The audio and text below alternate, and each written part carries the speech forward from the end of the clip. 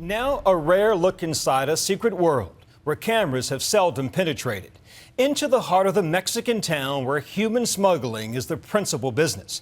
And would-be immigrants pay inflated prices for what may be their last purchases on this earth. Water to get them across the desert, coats to protect them from the night cold. And if all else fails, rosaries. Here's ABC's Jim Avila. The cold, hard end of the road, a metal slab in the county morgue, Tucson, Arizona, where hundreds of unnamed immigrants end their desperate quest for an American life. And it falls to Robin Reinecke, an anthropologist working among the dead here, to tackle the huge task of identifying the remains of men and women who died crossing the Mexican border over the past 3 years. I think it's really important for us to think about the human cost of our border today. Down the hall, Robin keeps a solemn locker room. People are carrying a lot of religious items with them, like rosaries, many prayer cards. It really, to me, it indicates that you're planning for something where you need extra protection. Reinecke keeps a book filled with the hard luck cases. So these are cases where the family's called in and they haven't found someone yet. They don't know what happened. Their son or daughter called from Altar and said, Mom, we're crossing the border tomorrow. As soon as we get across, I'm going to call you. And they never heard anything. The call never comes. Altar. It's a town we kept hearing about. It's an infamous, dusty crossroads for immigrants coming to the U.S. illegally. The coyotes who prey on them, and the drug cartels who some say control it all. Few have ever gone there with cameras. Who do we choose to provide a halo of protection? An unarmed, diminutive Good Samaritan named Sister Mercedes. The economy is all based on the immigrants. Yes, the immigrants sustain the town. She helps run a shelter for the migrants and is untouched by the cartels. So we venture through the heart of town, the Zocalo, or Center Square. This is where they all meet, people from different places, from Nicaragua, Honduras, El Salvador, Guatemala. There is a church here watching over it all. But the guys in these white vans do not seem very religious. They're coyotes. Their gutted vehicles line the square. They take 20, even 30 people in there, like sardines. Sister Mercedes says her experience is that these guys charge each of these sardines about 3,000 pesos or $230 for the 2-hour drive to the border. ¿Es para emigrantes? But this coyote swears the price is only 100 pesos per head, about $8, and then is anxious for this nosy reporter to move along. All of this is for the migrants. All of these products are what they buy to take with them. Bags, jackets, ski masks, blankets. The desert gets surprisingly cold. And everything's in camouflage.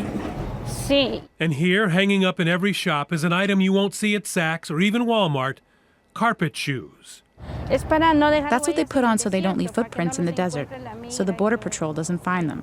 Also in high demand, rosaries, protection from a higher source. And over here, we run into a group of would-be migrants sizing up those carpet shoes. ¿Cuándo su paso? We plan to cross tomorrow at night if they give us a chance. Mañana?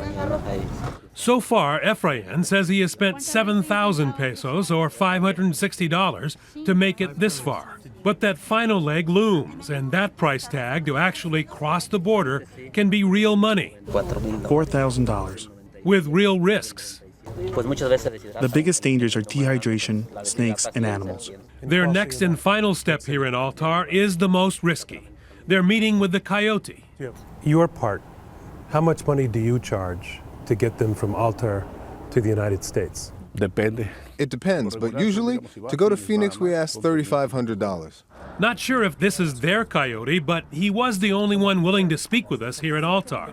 And then only if we didn't show his face. Why do you think it's okay even though it's against the law? If you don't rob the migrant, if you treat him well, it's fine. I believe we're offering them a service. And that, my friends, is Altar. Very happy to get the sour taste of a predatory business out of our mouths. It's back to the other side of this story now. People actually trying to help out those desperate immigrants.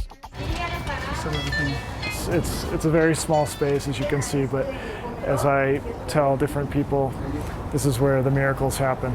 Father Sean is a Jesuit, and he and his group, called the Kino Border Initiative, serve 2 meals a day with a heaping portion of dignity in Nogales, Mexico.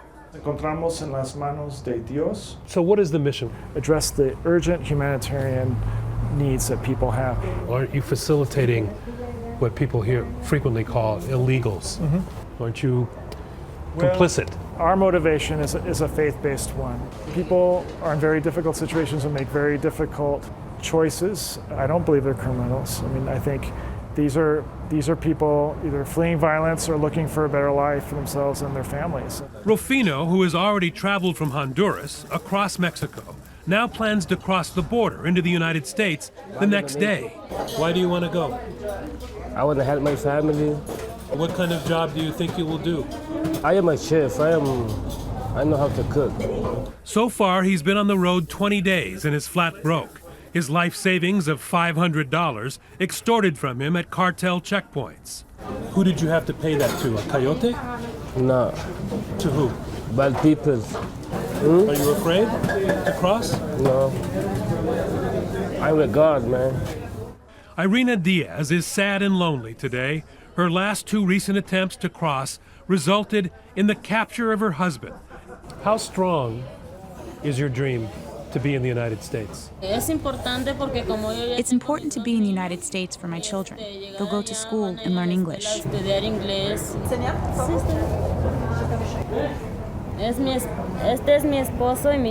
All the trips, all the danger, it's all for these 2 kids, right? They are everything to me. They will have a better life and won't suffer as much as me. Giving up on the desperate journey that for some begins in a cynical town preying on immigrants, that delivers the vulnerable into our kitchens, our front yards. And yes, sometimes to that morgue where Robin Reinecke keeps the small mementos of the dead. They're kind of humble, intimate things, you know. So I try to treat this with as much respect and dignity as I can. We note that among the most popular of the items carried by immigrants, St. Jude, the personal saint of lost causes. For Nightline, I'm Jim Avila along the Arizona border.